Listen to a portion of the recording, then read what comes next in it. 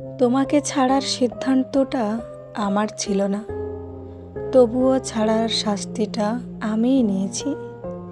তুমি যখন বললে এভাবে থাকা যায় না, আমি মাথা নুইয়ে বুঝে নেওয়ার অভিনয় করেছিলাম।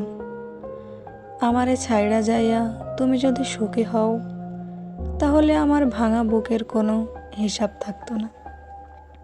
কিন্তু তুমি যদি সুখ না পাও, যদি নতুন হাসিগুলো তোমার কাছে অপরিচিত লাগে, তাহলে তোমার লাইগা আমার আফসোস হইব। কারণ আমি তোমাকে বোঝা হয়ে থাকতে বলিনি।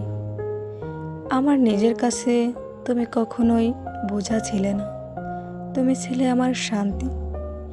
আমি তোমাকে ছাড়ছিলাম মুক্তি ভেবে, যে একা মুক্তিতে তুমি হালকা হবে, আর আমি ভারী হয়ে একা দাঁড়িয়ে থাকব।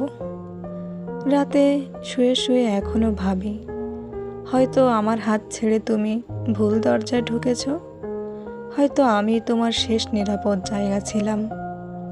এই ভাবনাটাই আমাকে কুড়ে কুড়ে খায়।